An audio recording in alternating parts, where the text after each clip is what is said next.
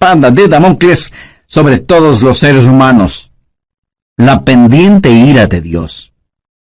Note que no es solo que Jesús viene, sino que la ira de Dios también viene. ¿Qué es eso? ¿A qué hace referencia? Hace referencia a la gran tribulación. Si usted piensa que hoy en día estamos teniendo increíbles problemas y dificultades, la ira de Dios, la gran tribulación, hará que estos días que estamos viviendo en la actualidad parezcan como paseo de verano en la playa. La ira de Dios, la gran tribulación, será un tiempo infernal en la tierra, será un tiempo de indescriptible sufrimiento. El profeta Daniel advirtió sobre este tiempo. Anota al margen Daniel 12:1.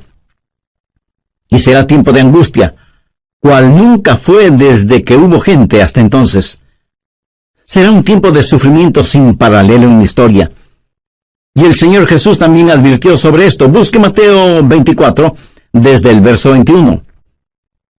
Porque habrá entonces gran tribulación, cual no ha habido desde el principio del mundo hasta ahora, ni la habrá. No estamos hablando de una tribulación normal, no estamos hablando de los tiempos oscuros y terribles que los creyentes han conocido y vivido a través de los siglos.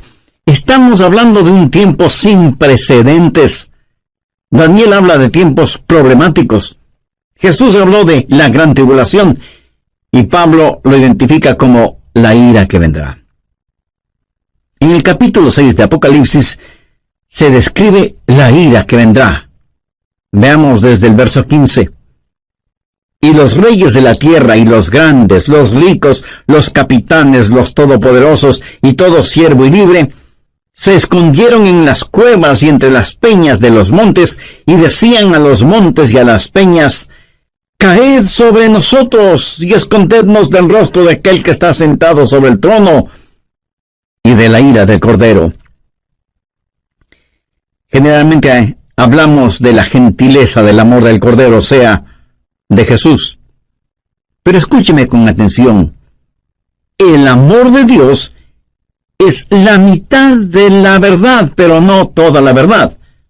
Y cuando usted toma solo la mitad de una verdad y la presenta como si fuera toda la verdad, entonces la mitad que no presenta resulta que viene siendo una mentira.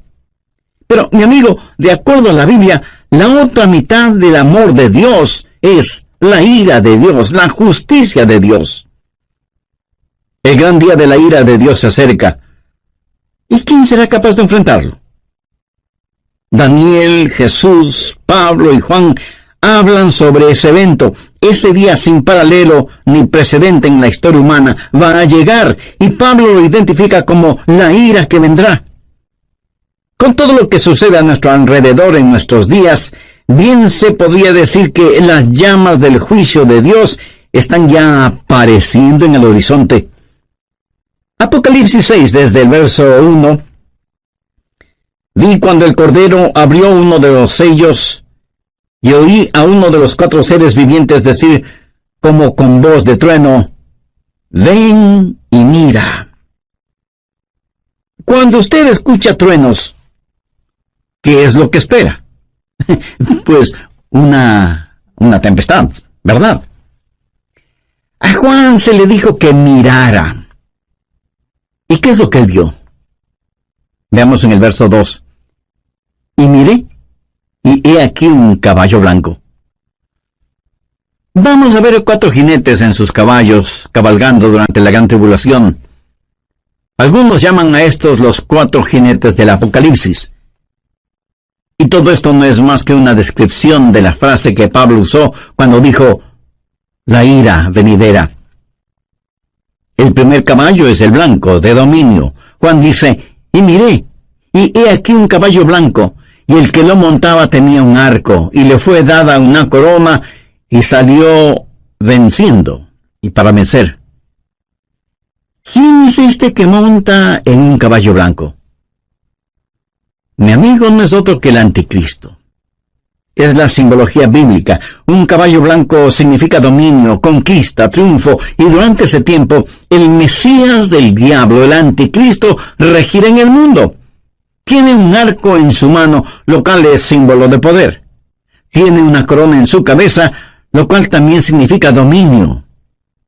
Y si usted me pregunta, ¿el mundo en realidad será gobernado por el anticristo? Absolutamente cierto. Jesucristo fue muy claro al respecto. Busque Juan 5:43. Yo he venido en nombre de mi Padre, y no me recibís. Si otro viniere en su propio nombre, a ese recibiréis. Jesús dijo que no le recibimos a él, que es el verdadero Cristo, pero sí recibiremos al anticristo, que vendrá montado en un caballo blanco. De paso, quiero compartir con usted lo que leí en un periódico y que tiene que ver con un nuevo símbolo propuesto para las Naciones Unidas. ¿Sabe cuál es ese nuevo símbolo? Un caballo blanco. El artículo dice que el caballo blanco es símbolo de paz, y cito textualmente parte de lo que dice el periódico.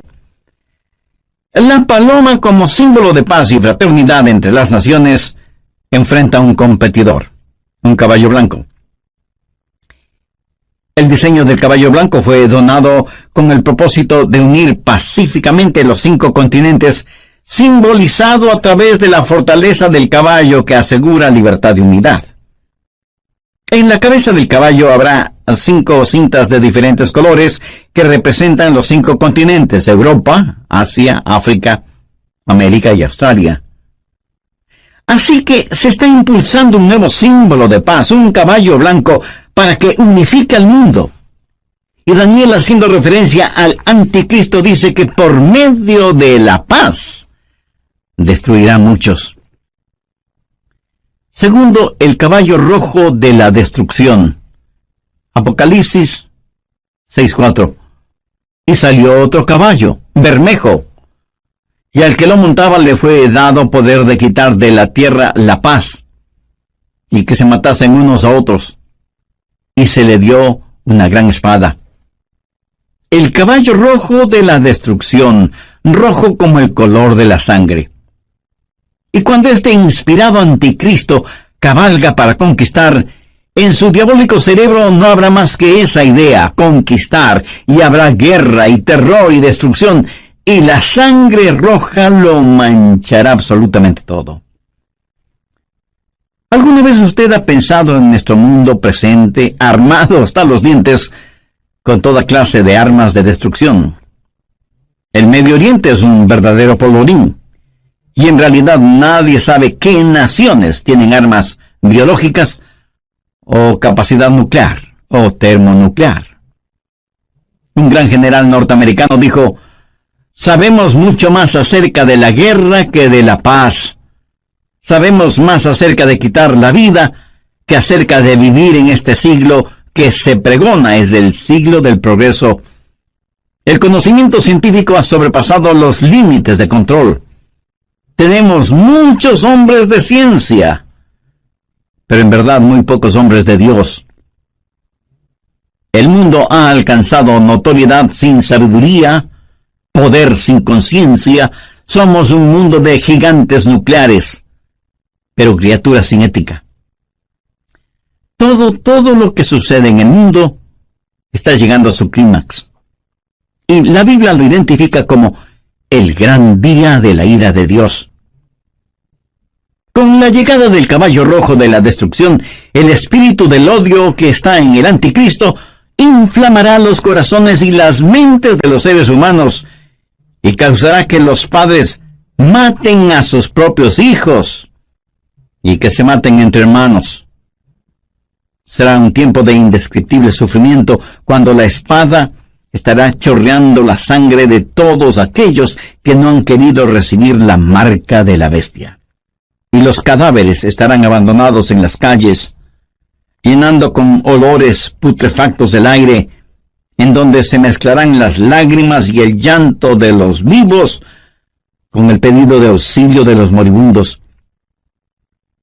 Y uno puede entender lo que profetizó Jesús cuando dijo: mas ay de las que están encintas y de las que crían en aquellos días, porque habrá entonces gran tribulación, cual no ha habido desde el principio del mundo hasta ahora, ni la habrá. Tercero, el caballo negro de la privación. Apocalipsis 6, versos 5 y 6. Cuando abrió el tercer sello, oí al tercer ser viviente que decía: ven y mira. Y miré, y he aquí un caballo negro, y el que lo montaba tenía una balanza en la mano, y oí una voz de en medio de los 4 seres vivientes que decía: 2 libras de trigo por 1 denario, y 6 libras de cebada por 1 denario. Pero no dañes el aceite ni el vino. ¿Qué representa el caballo negro? Representa hambruna, invariablemente, porque después de una guerra sigue la hambruna. La balanza en este pasaje, usada para pesar harina, habla de la escasez de los alimentos y nos habla de precios elevadísimos y naciones que se mueren de hambre. 1 libra de trigo o cebada representa una comida, y esa comida costará todo un día de trabajo, o sea que será necesario el trabajar todo el día para poder comprar algo para comer. ¿Sabía que ya vivimos en un mundo en donde más de la mitad de la población vive en perpetuo estado de hambre? Ahora imagínese lo que será durante la gran tribulación, cuando los hombres inflamados con un espíritu de odio preferirán ir a la guerra antes que trabajar en la tierra. Por la historia aprendemos que cuando el general romano Tito Vespasiano, en el año 70, cercó a Jerusalén, impidió el abastecimiento de alimentos desde fuera de la ciudad y confiscó todos los alimentos que encontró dentro de la ciudad para su propio ejército. Fue tal la hambruna que se sintió en Jerusalén que, según los historiadores, las madres casi enajenadas por el hambre mataban a sus bebecitos para comérselos. Jesús dijo que un tiempo mucho peor que eso está por venir. Cuarto, el caballo amarillo.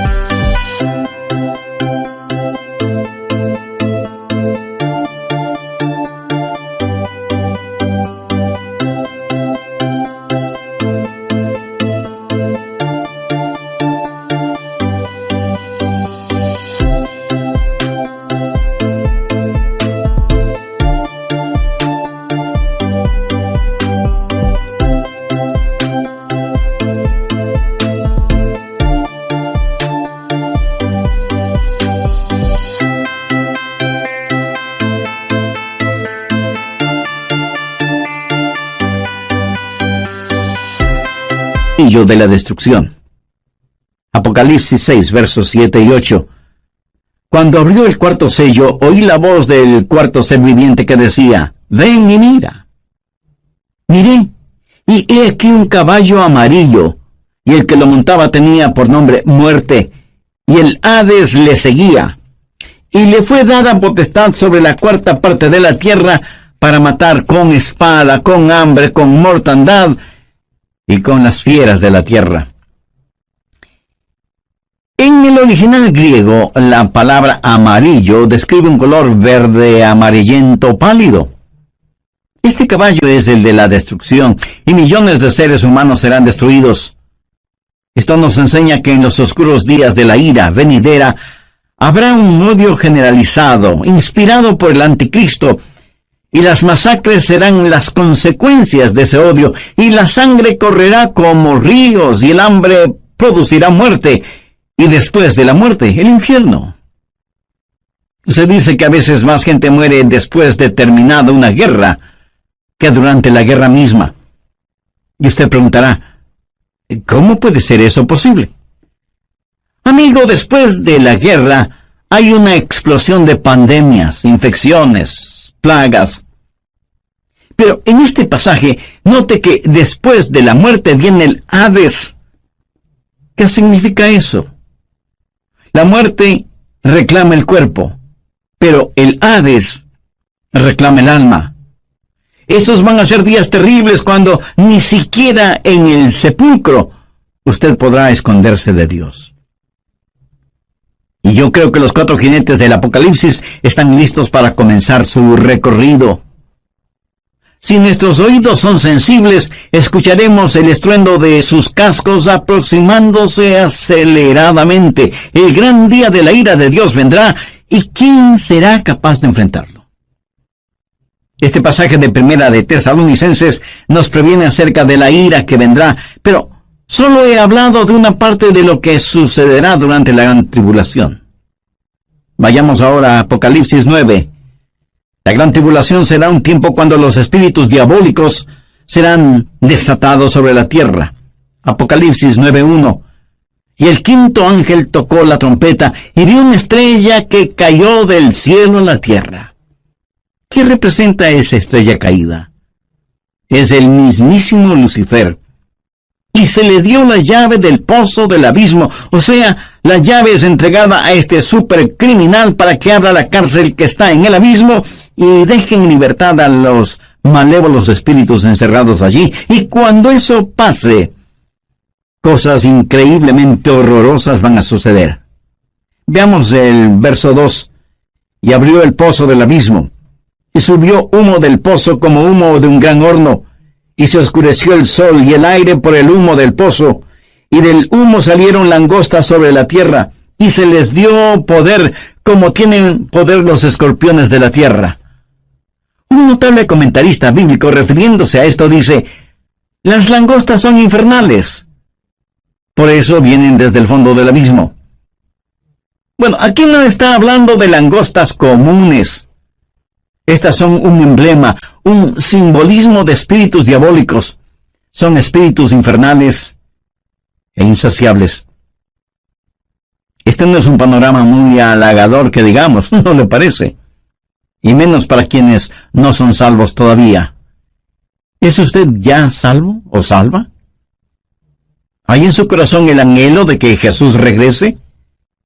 ¿Tiene la absoluta certeza de que al morir se irá al cielo? Si no es así, usted necesita hacer una decisión espiritual ahora mismo. Le invito a decir la siguiente oración. Dígala con sus propias palabras. Las mías son solo una guía. Querido Dios, perdóname porque aún siendo religioso, he estado tan pendiente de las cosas materiales que no he puesto ninguna atención a las cosas espirituales. Soy pecador y necesito tu perdón. Me acerco a ti en busca de misericordia y gracia. No dañarían ni una sola hoja de la vegetación, pero sí dañarían a los hombres y serían insaciables. Pero no solo son insaciables, sino que también son intolerables. Veamos los versos 5 y 6. Y les fue dado no que los matasen, sino que los atormentasen 5 meses, y su tormento era como un tormento de escorpión cuando hiere al hombre. ¿Ha sido usted alguna vez picado o mordido por un escorpión? Bueno, yo sí. Y eso es algo que de ninguna manera es agradable en recordarlo.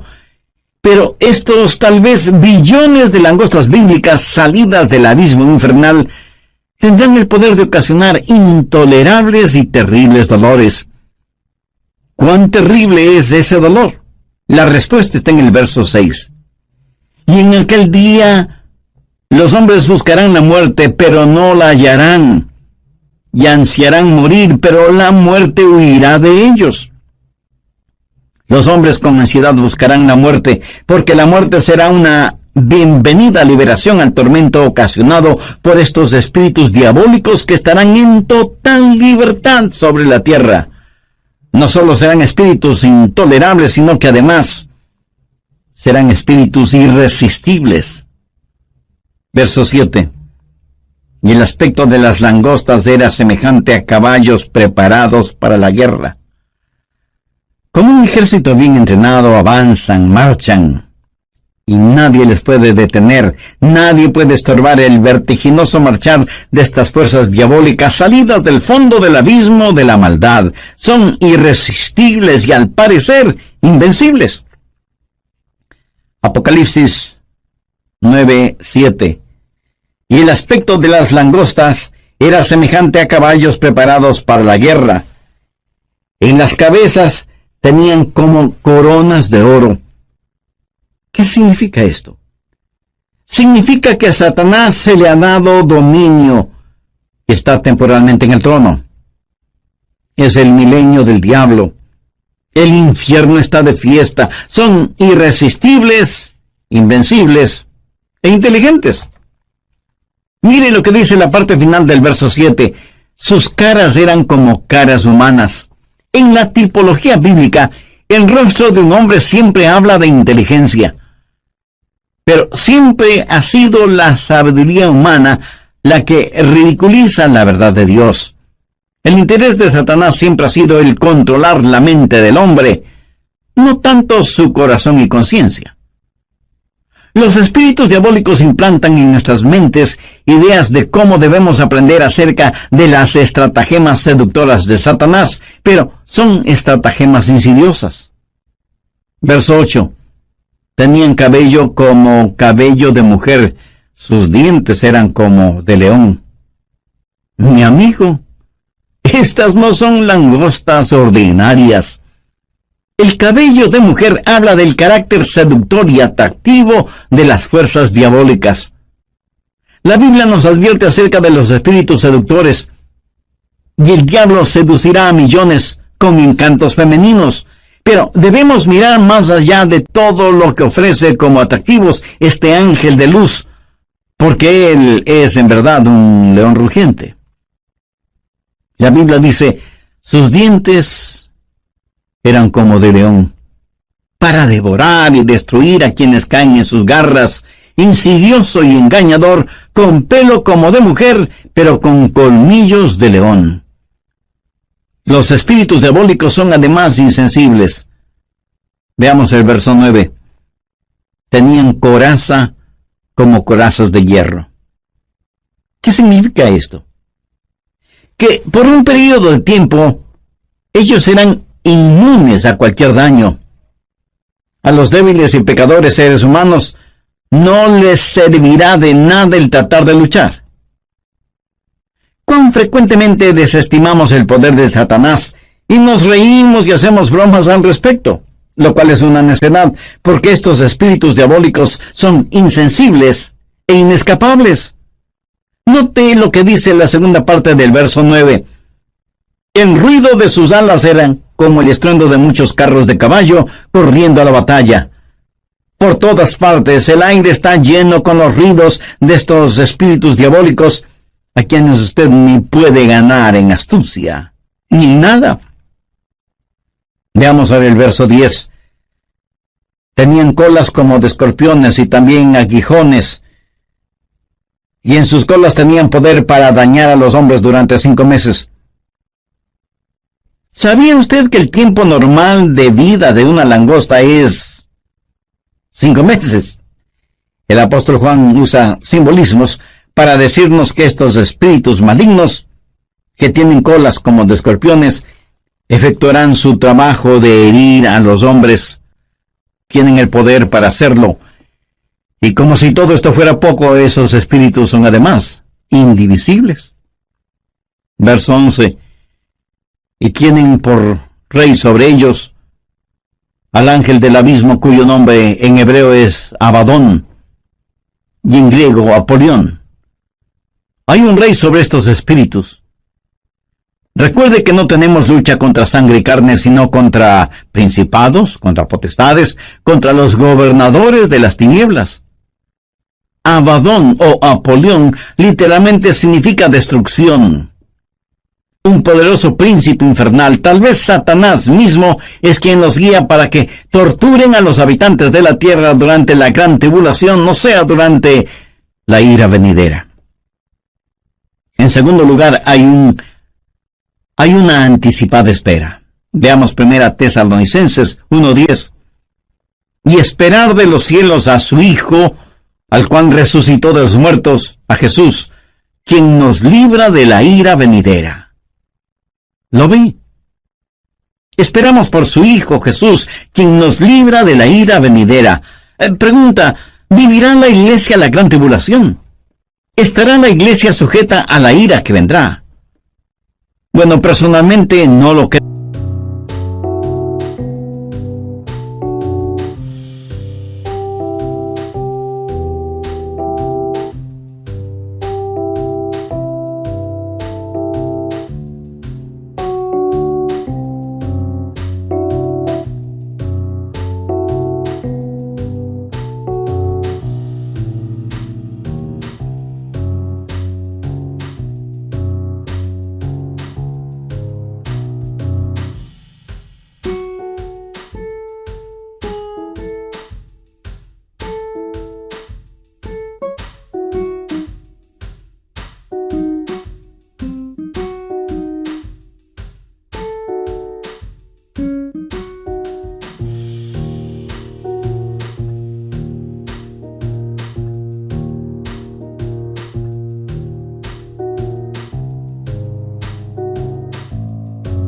Y le diré por qué. Creo que la Biblia claramente enseña que la iglesia será arrebatada, raptada, antes de que la ira llegue. Veamos 1 Tesalonicenses 5:9. Porque no nos ha puesto Dios para ira, sino para alcanzar salvación por medio de nuestro Señor Jesucristo. El apóstol Juan le dijo a la iglesia de Filadelfia la misma cosa. Veamos Apocalipsis 3:10. Por cuanto has guardado la palabra de mi paciencia, yo también te guardaré de la hora de la prueba que ha de venir sobre el mundo entero. Y usted podría preguntarme, pastor, eso es lo que Juan le dijo a la iglesia de Filadelfia, pero no a nuestras iglesias. Vayamos rápidamente a Apocalipsis 3:13. ¿Qué dice? El que tiene oído, oiga lo que el Espíritu dice a las iglesias. Lo que se le dijo a la iglesia de Filadelfia también es para nosotros. Si guardamos las palabras de su paciencia, Él nos librará de esa hora de tribulación. Dios no derrama su ira sobre sus hijos. Él disciplina a sus hijos. Antes de que un reino declare guerra a otro reino, ¿qué es lo que hace? Llama a sus propios ciudadanos a que salgan de ese reino antes de declarar la guerra. Antes de que Dios hiciera llover fuego y azufre sobre Sodoma, el ángel le dijo a Lot, no puedo hacerlo hasta que tú salgas de aquí. Lot y su familia fueron sacados de la ciudad antes de que la ira de Dios se hiciera una realidad. Dios los salvó sacándoles de la ciudad. Antes de que Dios enviara el diluvio en tiempos de Noé, ¿qué es lo que hizo? Arrebató a Enoc antes del diluvio para que fuera como un retrato, una ilustración de que antes de que Dios derrame su ira, Dios salva a los suyos. Dios puso a Noé en el arca como una ilustración de lo que la nación judía experimentaría y saldría del fuego de la tribulación. Si la iglesia va a pasar la gran tribulación, hay ciertas cosas que deben suceder. Y no estaremos esperando el regreso de Jesús en cualquier momento. Anote Mateo 24:36. Pero del día y la hora nadie sabe, ni aun los ángeles del cielo, sino solo mi Padre. Nadie, absolutamente nadie, sino el Padre, conoce el tiempo del regreso de su Hijo a la tierra. Y en Mateo 24:38, porque como en los días antes del diluvio estaban comiendo y bebiendo, casándose y dándose en casamiento, hasta el día en que Noé entró en el arca. Entonces vendrá el Hijo del Hombre. Ahora escúcheme. Comer, beber, casarse o dándose en casamiento no es precisamente la gran tribulación. Es cierto que para algunas parejas su cónyuge es una gran tribulación. ¿Qué es lo que dice Mateo 24:42? Velad pues porque no sabéis a qué hora ha de venir vuestro Señor. Y en el verso 44 leemos: por lo tanto, también vosotros estad preparados, porque el Hijo del Hombre vendrá a la hora que no pensáis. Si la iglesia va a pasar por la gran tribulación, puedo simplemente comenzar a marcar los días. La tribulación durará 7 años. La divido en 2 períodos de 3 años y medio y puedo comenzar a contar. Pero la Biblia dice que debemos esperar por Jesús, debemos esperar su regreso de los cielos. No debemos estar esperando la tribulación.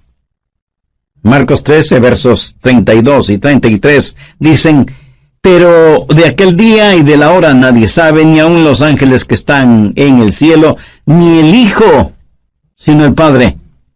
Mirad, velad, llorad, porque no sabéis cuándo será el tiempo. Una y otra vez el Señor nos dice que debemos estar listos. Él nos ha librado de la ira venidera.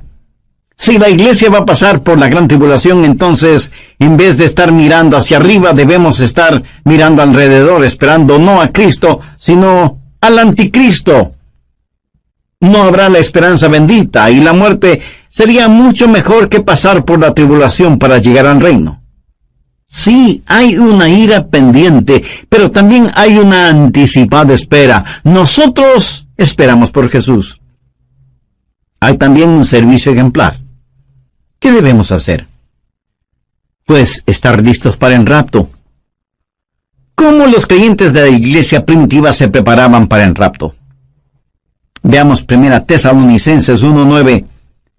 Porque ellos mismos cuentan de nosotros la manera en que nos recibisteis y cómo os convertisteis de los ídolos a Dios para servir al Dios vivo y verdadero y esperar de los cielos a su Hijo, al cual resucitó de los muertos, a Jesús, quien nos libra de la ira venidera.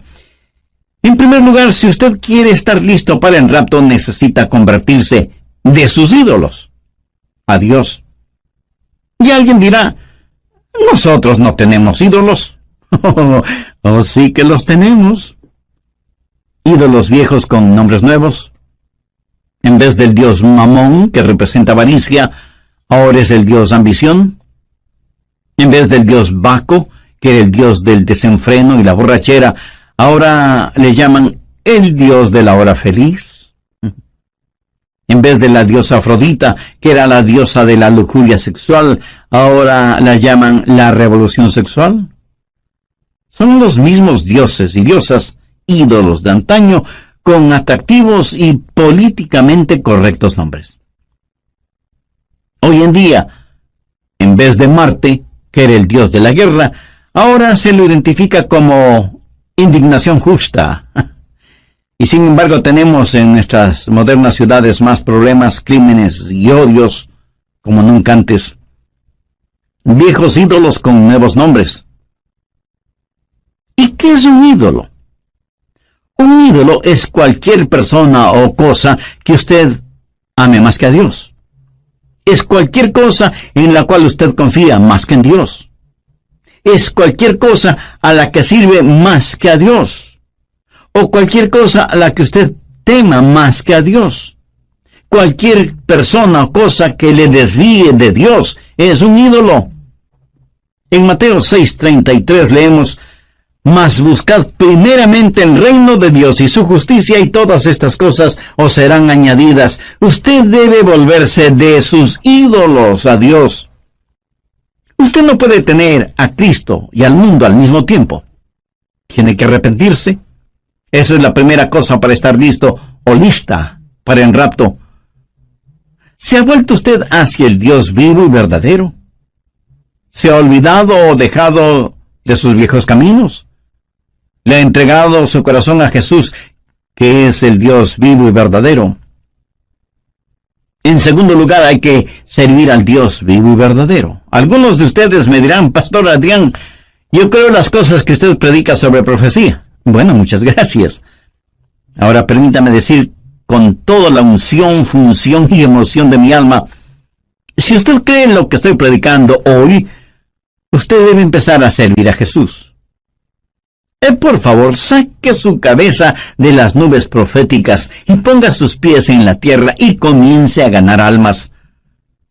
La verdadera prueba no es si usted cree o no lo que estoy enseñando, sino lo que usted va a hacer para prevenir a los hombres de la ira que vendrá. Y debemos trabajar hasta cuando Jesús regrese y luego nos juntaremos en nuestro hogar celestial. Tercero, hay que esperar en el regreso de Jesús. Esos creyentes esperaban por Jesús, no como un último recurso o como una escalera de incendios, sino que estaban diciendo: ven pronto, Señor Jesús. Estaban esperando su regreso, ansiaban su venida, vivían con esa expectativa, oraban por su venida y muchos literalmente murieron diciendo: ven, Señor Jesús. Como ilustración le contaré que una joven mujer estaba en la estación del tren esperando a su novio, que venía para casarse, y ella estaba ahí, esperando con ansiedad el tren. El anciano jefe de la estación también estaba allí, con sus horarios de llegadas y salidas de trenes. Él sabía que un tren estaba por llegar, pero no lo esperaba con la misma ansiedad con que esa novia esperaba la llegada del tren en donde venía su novio. Nosotros debemos tener el espíritu no del jefe de la estación, sino de esa novia. La Biblia dice: y esperar de los cielos a su Hijo, al cual resucitó de los muertos, a Jesús, quien nos libra de la ira venidera. Me pregunto cuántos de quienes me escuchan en este momento conocen en forma personal al Señor Jesucristo. Porque si usted aún no tiene una relación íntima con Él, este es el momento de hacer esa decisión. Recuerde que Jesucristo puede retornar en cualquier momento, y en la Biblia no encuentro ninguna esperanza para nadie que no tenga a Cristo en su corazón. Si usted rechaza ser salvo antes de la venida de Jesús, terminará creyendo en las mentiras de Satanás, y tendrá que vivir los horrores de la tribulación, y después de eso, el infierno, o sea, separado eternamente de Dios. Y si me pregunta cómo puede ser salvo, lo primero que tiene que hacer mi amigo, mi amiga, es dejar sus ídolos y buscar al Dios único y verdadero, y por fe pedir la presencia de Jesús en su vida. Y eso lo puede hacer este mismo instante, orando las siguientes